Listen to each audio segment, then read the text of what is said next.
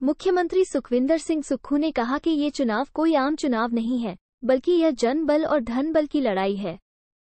बेशक हमारे पास धन बल नहीं है, लेकिन हमारे पास जन बल है और लड़ाई में जीत जन बल की होगी।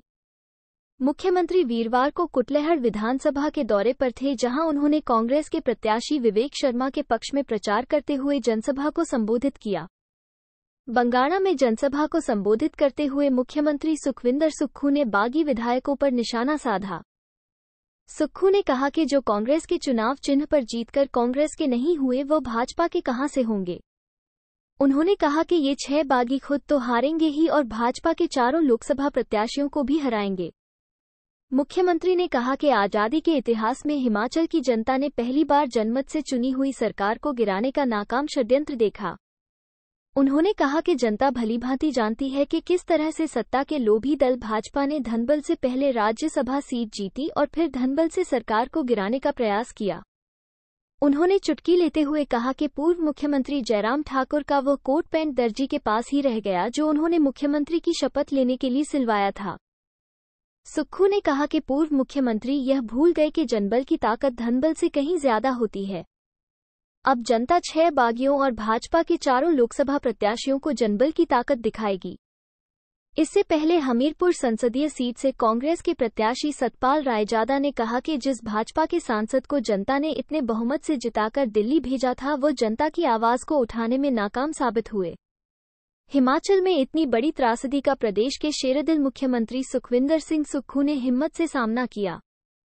प्रदेश का खजाना खाली होने के बावजूद भी त्रासदी के जख्मों पर मरहम लगाने के भरकस प्रयास किए गए, लेकिन हिमाचल के जख्मों का दर्द दिल्ली में उठाने के लिए जनता द्वारा चुने सांसद अनुराग सिंह ठाकुर की जुबान तक नहीं खुली। चुनाव की संध्या में मैं आज आपके सामने कुछ बातें कहने आया। चुनाव की संध्या में मैं आज आपके सामने कुछ बातें कहने आया। बंगाणा मेरी विधानसभा से लगता विधानसभा क्षेत्र। मैंने जीवन में कभी कल्पना भी नहीं की थी कि मेरी विधानसभा से लगता विधानसभा क्षेत्र से जब वो चुनाव लड़ रहे थे, उनके लिए काम भी किया कि वो जब विधायक बनेंगे तो राजनीतिक मंडी में बिकेंगे। दुख इस बात का होता है कि इस 75 साल के इतिहास के बाद कांग्रेस पार्टी ने एक आम परिवार से निकला व्यक्ति, जिसके परिवार में राजनीति दूर दूर की बात थी, वो प्रदेश के मुख्यमंत्री की कुर्सी पर पहुंचता है और उसका जो 7 लगती विधानसभा क्षेत्र का बिका विधायक है, वो पार्टी को धोखा देता है, पड़ोसी को धोखा देता है। ये जो चुनाव होने जा रहा है, ये कोई सरकार को बचाने का चुनाव नहीं है। ये चुनाव उस पार्टी को सबक सिखाने का है जिस पार्टी ने जनता की भावनाओं से सौदा किया। अगर कोई बोले कि ये चुनाव सरकार का है, तो वो गलत बोल रहा है, झूठ बोल रहा है। हमारी सरकार अगले 3.5 साल, आम लोगों की सरकार अगले 3.5 साल आपका पूरा कार्य पूरा करेगी। लेकिन भारतीय जनता पार्टी के पूर्व मुख्यमंत्री ऐसा प्रतीत करवाने की कोशिश करते हैं, कहते हैं कि 4 जून को 2 सरकारें बनेगी, एक दिल्ली में बनेगी, एक हिमाचल प्रदेश में बनेगी। वो क्यों ऐसी बात कहते हैं?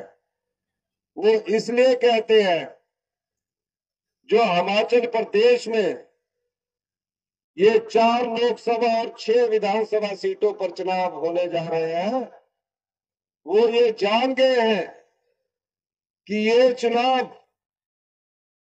जनता लड़ रही है, और जहां चुनाव जनता लड़ती है, कोई भी तानाशाह, कोई भी अहंकारी लीडर अगर इस प्रकार की बात करेगा तो बड़े से बड़े तानाशाह, बड़े से बड़े अहंकारी लीडर को उखाड़ फेंकेंगे।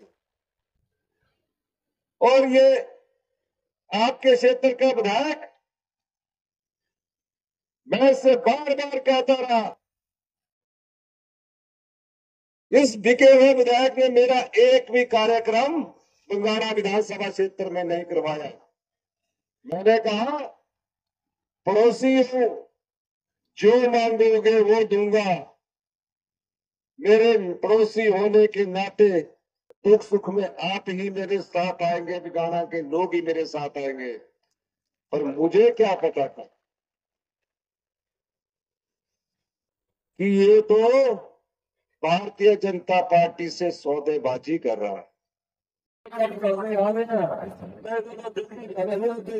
धन्यवाद करना चाहता है। और दूसरा, जिन्होंने मेहनत करके इतना इतना बड़ा कट किया है, जिन्हें भी इतने कांग्रेस से जिन्हें भी कार्य करता है, कांग्रेस के नेता है, सारे नाल खुशी के नाल चल रहे हैं। इन सारे का मैं धन्यवाद करता हूँ, नाम ले बिना, किसी का भी नाम नहीं लेना, क्योंकि कोई भी नाम ले सकते, किसी जात का पीछा होने तो मुश्किल आ जाती है। मैं पहले भी गल कही थी, मुश्किल से नहीं मैं पैदा करता। तो सारे कार्यकर्ता का धन्यवाद जिन्होंने इतनी मेहनत की है, जिन्हें भी मेरे बुजुर्ग मेरे पिता चुने मेरा परिणाम, जिन्हें भी बुजुर्ग माता है, मेरी माता चुने मेरा परिणाम, जिन्हें भी मेरे हम मेरे छोटे उन्होंने मेरा किया। साथियों, आप सब जानते हैं कि चुनाव अब जो है वो अंतिम दौर के पर पहुंच गया है, और ये चुनाव जो है, आज ये लड़ाई सत्य और असत्य की है। ये लड़ाई धर्म और अधर्म की है। एक तो जो आज मंच के ऊपर बैठे प्रदेश के मुख्यमंत्री, जिनके साथ हमें पिछले 30 साल से काम कर रहे हैं, छात्र राजनीति से हमने इनके साथ काम शुरू किया। हमारे प्रेरणा स्रोत, जिन्होंने हमें समय समय के ऊपर जो है वो दिशा निर्देश देकर जो बताया किस तरह से राजनीति में कौन सा कदम कब उठा रहा है। और आज हमारा हल्का खत्म होने के बाद जो हल्का शुरू होता है वो आदमी मुख्यमंत्री सुखविंदर सिंह सुक्खू जी का है, और जहां पे हमारा हल्का खत्म होता है, जहां के हल्का खत्म होता है, वहां पे प्रदेश की पहली बार बने मुख्यमंत्री आदरणीय मुकेश अग्निहोत्री जी। आज इस बड़े पंडाल में एक बात आम जनता को मैं संदेश देना चाहूंगा, सभी लोग जानते भी हैं।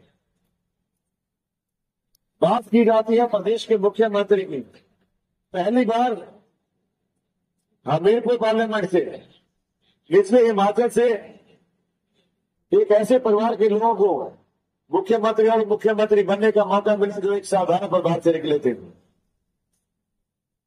आदरणीय सुखविंदर सिंह सुक्खू जी, जिनके बारे में सभी जानते हैं, एक साधारण परिवार से निकल के आज प्रदेश की बुलंदियों के ऊपर ये पहुंचे। और साथ ही साथ हमारे पड़ोस में हमारे पड़ोसी और ऐसे मुख्यमंत्री को और ऐसी सरकार को गिराने की साजिश जिसने की, वो उस व्यक्ति ने, जो व्यक्ति ये कहता था कि मेरे 5 किलोमीटर के मुख्यमंत्री हैं और मैं सुबह उठ के जो है वो ब्रेकफास्ट उनके घर में जाकर करता हूं। और ऐसे लोग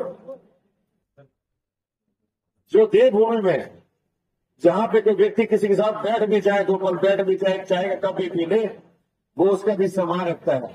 मगर ऐसे लोगों ने आज प्रदेश की सरकार को गिराने की साजिश की। जो लोग रात के खाने में साथ में बैठे, सुबह के खाने में साथ में बैठे, और जब वोट डालने की बारी आई तो वो लोग जाकर जो सुखविंदर सिंह सुक्खू जी का जो विरोध करके जो गुरु में जाके वोट डालने लगे।